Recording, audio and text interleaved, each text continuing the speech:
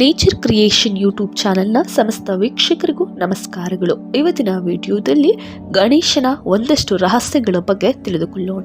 ಅದಕ್ಕಿಂತ ಮುಂಚೆ ನೀವಿನ್ನು ನಮ್ಮ ಚಾನಲನ್ನು ಸಬ್ಸ್ಕ್ರೈಬ್ ಮಾಡಿಲ್ಲ ಅನ್ನೋದಾದರೆ ಈಗಲೇ ಸಬ್ಸ್ಕ್ರೈಬ್ ಮಾಡಿಕೊಳ್ಳಿ.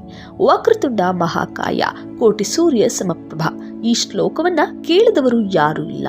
ಆದರೆ ಗಣೇಶನ ಹಿಂದಿನ ರಹಸ್ಯಗಳು ನಿಮಗೆ ಎಷ್ಟು ಗೊತ್ತಿದೆ? ನಮಗೆ ತಿಳಿದಿರುವಂತಹ ಒಂದಷ್ಟು ರಹಸ್ಯಗಳನ್ನ ನಿಮ್ಮೊಟ್ಟಿಗೆ ಹಂಚಿಕೊಳ್ಳುವಂತಹ ಪ್ರಯತ್ನ ಮಾಡುತ್ತಿದ್ದೇವೆ. ಸೊ ದಯವಿಟ್ಟು ವಿಡಿಯೋವನ್ನ ಪೂರ್ತಿಯಾಗಿ ನೋಡಿ. ಮೊದಲನೆಯದು, ಗಣೇಶನ ವಾಹನ ಮೂಷಿಕ ಆಗಿದ್ದು ಹೇಗೆ? ಗಣೇಶನು ದೊಡ್ಡ ದೇಹದ ಆನೆಯ ತಲೆಯ ದೇವರು, ಆದರೆ ಅವನ ವಾಹನ ಚಿಕ್ಕದಾದ ಇಲಿ. ಇದು ಸಾಮಾನ್ಯವಾಗಿ ವಿಚಿತ್ರವಾಗಿಯೇ ಕಾಣುತ್ತದೆ. ಇಷ್ಟು ದೊಡ್ಡ ದೇವರಿಗೆ ಇಷ್ಟು ಚಿಕ್ಕ ವಾಹನ ಏಕೆ? ಇದರ ಅರ್ಥ ಹಾಗೂ ಸಂಕೇತವೇ ಅಹಂಕಾರದ ನಿಯಂತ್ರಣ. ಇಲಿ ಎಲ್ಲೆಡೆ ನುಗ್ಗಬಲ್ಲದು, ಅದು ಅತಿಯಾಗಿ ತಿನ್ನುತ್ತದೆ, ನಾಶ ಮಾಡುತ್ತದೆ, ಅಂದರೆ ಅಹಂಕಾರ. ಗಣೇಶನು ಆ ಇಲಿಯ ಮೇಲೆ ಕುಳಿತಿರುವುದು ಜ್ಞಾನದಿಂದ ಅಹಂಕಾರವನ್ನು ಜಯಿಸಬೇಕು ಎನ್ನುವ ಸಂದೇಶವಷ್ಟೇ, ಮನಸ್ಸಿನ ಸಂಕೇತ. ಇಲಿ ಎಂದರೆ ಚಂಚಲ ಮನಸ್ಸು. ಗಣೇಶನು ಅದನ್ನು ನಿಯಂತ್ರಿಸುವ ಮೂಲಕ ಮನಸ್ಸನ್ನು ಹಿಡಿದವನೇ ಬುದ್ಧಿವಂತ ಎಂದು ತೋರಿಸುತ್ತಾನೆ. ಇನ್ನು ವಿನಯದ ಪಾಠ. ದೇವರು ದೊಡ್ಡವನಾದರೂ ತನ್ನ ವಾಹನ ಚಿಕ್ಕದು, ಅಂದರೆ ನಮಗೆ ಎಷ್ಟು ಶಕ್ತಿ ಜ್ಞಾನ ಇದ್ದರೂ ವಿನಯ ಇರಬೇಕು ಎಂಬುದು ಇದರ ಮಹತ್ವವಾಗಿದೆ. ಇನ್ನು ಈ ಕಥೆಯ ಪೌರಾಣಿಕ ಏನು ಗೊತ್ತಾ?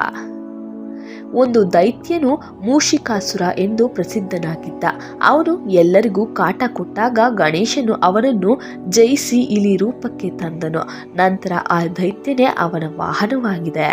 ಇದರ ಉಪಸಂಹಾರವೇನು ಗೊತ್ತಾ? ಇದರಿಂದ ನಾವು ಕಲಿಯಬೇಕಾಗಿದ್ದೇನು ಗೊತ್ತಾ?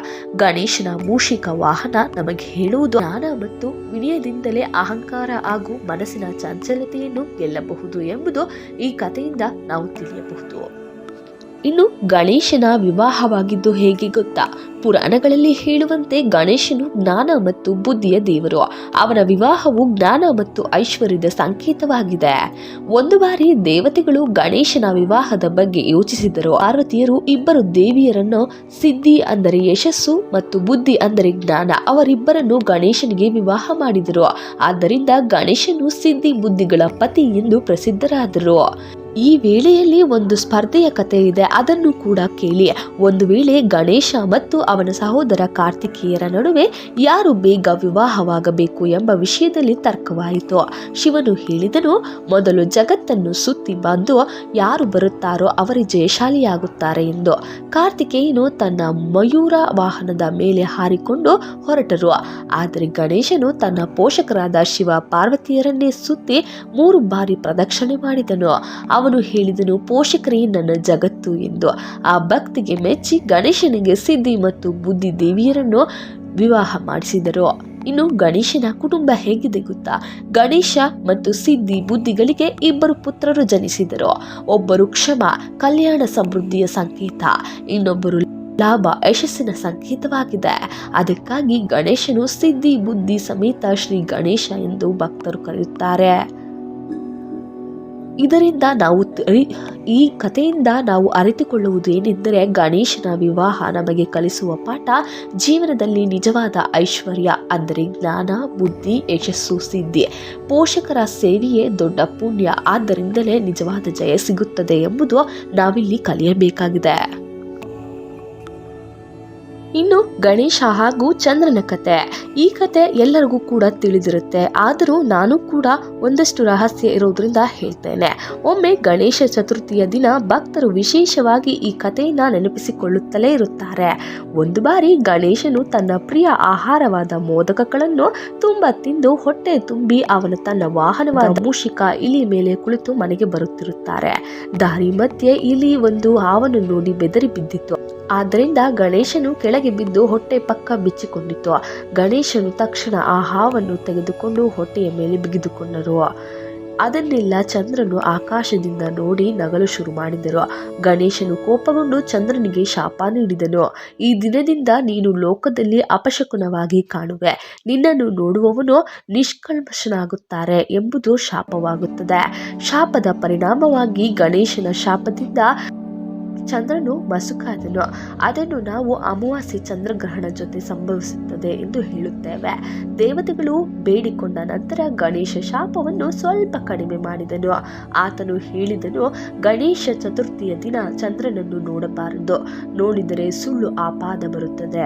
ಆದರೆ ಸತ್ಯನಾರಾಯಣ ಕಥೆ ಹೇಳುವುದರಿಂದ ಅಥವಾ ಗಣೇಶನ ಹೆಸರನ್ನು ಸ್ಮರಿಸುವುದರಿಂದ ಅದು ಕೂಡ ನಿವಾರಣೆಯಾಗುತ್ತದೆ ಎಂಬುದು ಈ ಕಥೆಯಾಗಿದೆ. ಇನ್ನು ಈ ಕಥೆಯಿಂದ ನಾವು ಕಲಿಯಬೇಕಾಗಿದ್ದೇನು ಗೊತ್ತಾ? ಅಹಂಕಾರ ಅಥವಾ ಇತರರ ಮೇಲೆ ನಗುವುದು ತಪ್ಪು. ಗಣೇಶನು ತಮಗೆ ಕಲಿಸುವುದು ವಿನಯ ಮತ್ತು ಗೌರವ ಇರಬೇಕು ಎಂಬುದು ಈ ಕಥೆಯ ಅರ್ಥವಾಗಿದೆ. ಇನ್ನು ಗಣೇಶನಿಗೆ 108 ಹೆಸರುಗಳಿಂದ ಕರೆಯುತ್ತಾರೆ. ಅದರಲ್ಲಿ ಒಂದಷ್ಟು ಹೆಸರುಗಳನ್ನ ನಾನು ನಿಮ್ಮ ಬಳಿ ಹಂಚಿಕೊಳ್ಳುತ್ತೇನೆ. ಏಕದಂತ, ಒಂದು ದಂತ ಹೊಂದಿರುವವನು. ಕಪಿಲ, ಕಂದು ಬಣ್ಣದ ದೇಹದವನು. ಗಜಕರ್ಣಕ, ಆನೆಯ ಕಿವಿಯುಳ್ಳವನು. ಲಂಬೋದರ, ದೊಡ್ಡ ಹೊಟ್ಟೆಯವನು. ವಿಕಟ, ಬಲಿಷ್ಠನಾದವನು. ವಿಘ್ನರಾಜ, ಅಡ್ಡಿ ಅವಘಾಡಗಳ ಸ್ವಾಮಿ. ಗಣಾಧ್ಯಕ್ಷ, ಗಣಗಳ ನಾಯಕ. ಬಾಲಚಂದ್ರ, ನೆತ್ತಿಯಲ್ಲಿ ಚಂದ್ರ ಹೊಂದಿದವನು. ಗಜಾನನ, ಆನೆಯ ಮುಖದ ದೇವರು. ವಕ್ರತುಂಡ, ತಿರುಗಿದ ದಂತ ಹೊಂದಿದವನು. ಶೂಪ್ರಕರ್ಣ, ದೊಡ್ಡ ಕಿವಿಗಳ ದೇವರು. ಹೆರಂಬ, ದಯಾಳುವವನು. ಸ್ಕಂದ ಪೂರ್ವಜ, ಕಾರ್ತಿಕೇಯನ ಅಣ್ಣ. ಗಜೇಶ್ವರ, ಆನೆಗಳ ಸ್ವಾಮಿ. ಕೃಷ್ಣ ಪಿಂಗಾಕ್ಷ, ಬಂಗಾರದ ಕಣ್ಣು ಹೊಂದಿದವನು. ವಿಕಟ, ಆಂಜನೇಯ. ಸೂರ್ಯಕೋಟಿ ಪ್ರಭಾ, ಕೋಟ್ಯಾಂತರ ಸೂರ್ಯರ ಬೆಳಕಿನಂತೆ. ಅಗ್ರಗಣ್ಯ, ಮೊದಲನೆಯವನಾದವನು. ಅಜೇಯ, ಯಾರಿಂದಲೂ ಸೋಲಲಾರನು. ಶ್ರೀ ಗಣೇಶ, ಸಂಪತ್ತಿನ ದಾತ. ವಿನಾಯಕ, ನಾಯಕತ್ವದ ದೇವರು. ಪ್ರಮೋದ, ಆನಂದ ಸ್ವರೂಪ. ಪರಮೇಶ್ವರನ ಪುತ್ರ, ಶಿವನ ಪುತ್ರ. ಪಾರ್ವತಿ ಪ್ರಿಯ, ಪಾರ್ವತಿಗೆ ಪ್ರಿಯ. ಶಿವಾನಂದನ, ಶಿವನ ಆನಂದದ ಪುತ್ರ. ಸಿದ್ಧಿವಿನಾಯಕ, ಯಶಸ್ಸಿನ ನಾಯಕ. ಬುದ್ಧಿದಾತ, ಜ್ಞಾನ ಕೊಡುವವನು. ಓಂಕಾರ ಸ್ವರೂಪಿ, ಓಂನ ಸ್ವರೂಪ. ಮಂಗಳಮೂರ್ತಿ, ಮಂಗಳದ ರೂಪ. ಅವ್ಯಯ, ನಾಶವಿಲ್ಲದವನು. ಸರಸ್ವತಿ ಪ್ರಿಯ, ಜ್ಞಾನ ಮತ್ತು ಕಲಿಯದಾತ.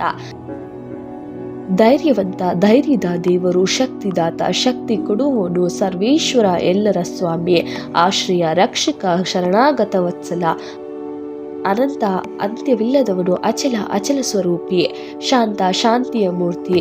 ದಯಮೂರ್ತಿ, ಕರುಣೆಯ ಸ್ವರೂಪ. ಅನೇಕ ಮುಖ, ಅನೇಕ ಸ್ವರೂಪಗಳನ್ನು ಹೊಂದಿದವನು. ಇನ್ನು ಹಲವಾರು ಹೆಸರುಗಳಿಂದ ಗಣೇಶನನ್ನು ಕರೆಯುತ್ತಾರೆ. ನಿಮಗೆ ಆ ಒಂದು ಹೆಸರುಗಳು ಹಾಗೂ ಅದರ ಹಿಂದಿನ ರಹಸ್ಯಗಳನ್ನು ಮತ್ತೊಂದು ವಿಡಿಯೋದಲ್ಲಿ ಪೂರ್ತಿಯಾಗಿ ತಿಳಿಸುತ್ತೇನೆ. ದಿನನಿತ್ಯ ಗಣೇಶನ ಪೂಜೆ ಮಾಡಿದರೆ ಆಗುವ ಪ್ರಯೋಜನಗಳೇನು ಗೊತ್ತಾ? ವಿಘ್ನ ನಿವಾರಣ, ಜೀವನದಲ್ಲಿ ಬರುವ ಅಡೆತಡೆಗಳು, ಸಂಕಷ್ಟಗಳು ದೂರವಾಗುತ್ತದೆ. ಬುದ್ಧಿ ಮತ್ತು ಜ್ಞಾನ ವೃದ್ಧಿ, ವಿದ್ಯಾರ್ಥಿಗಳು ಓದಿನಲ್ಲಿ ಏಕಾಗ್ರತೆ, ಸ್ಮರಣೆ ಹಾಗೂ ಜ್ಞಾನ ಪಡೆಯುತ್ತಾರೆ. ಬುದ್ಧಿವಂತಿಕೆ ಮತ್ತು ತೀರ್ಮಾನ, ಶಕ್ತಿಯಲ್ಲಿ ಬೆಳವಣಿಗೆ. ಆರ್ಥಿಕ ಸುಧಾರಣೆ, ದರಿದ್ರ, ಸಾಲ, ಸಂಕಷ್ಟಗಳು ಕಡಿಮೆಯಾಗುತ್ತದೆ. ಕುಟುಂಬದಲ್ಲಿ ನೆಮ್ಮದಿ, ಕಲಹ ಜಗಳಗಳು ಕಡಿಮೆಯಾಗುತ್ತದೆ. ಆರೋಗ್ಯದಲ್ಲಿ ಲಾಭ, ಮನಃಶಾಂತಿ ದೊರೆಯುವ. ದೇಹ ಆರೋಗ್ಯ ಸುಧಾರಿಸುತ್ತದೆ. ಆಧ್ಯಾತ್ಮಿಕ ಬೆಳವಣಿಗೆ, ಮನಸ್ಸು ಶುದ್ಧವಾಗುತ್ತದೆ. ಭಕ್ತಿ, ಧ್ಯಾನ ಹಾಗೂ ಆಂತರಿಕ ಶಕ್ತಿ ಹೆಚ್ಚಾಗುತ್ತದೆ. ಹೇಗೆ ಪೂಜೆ ಮಾಡಬೇಕು ಗೊತ್ತಾ?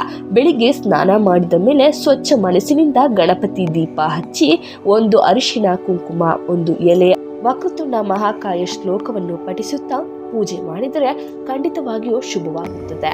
ನೀವು ಕೂಡ ಗಣೇಶನ ಭಕ್ತರಾಗಿದ್ದರೆ ಹೌದು ಎಂದು ಕಮೆಂಟ್ ಮಾಡಿ. ಹಾಗೂ ನಿಮ್ಮೆಲ್ಲರಿಗೂ ಕೂಡ ಮುಂಚಿತವಾಗಿಯೇ ಗಣೇಶ ಚತುರ್ಥಿಯ ಶುಭಾಶಯಗಳು.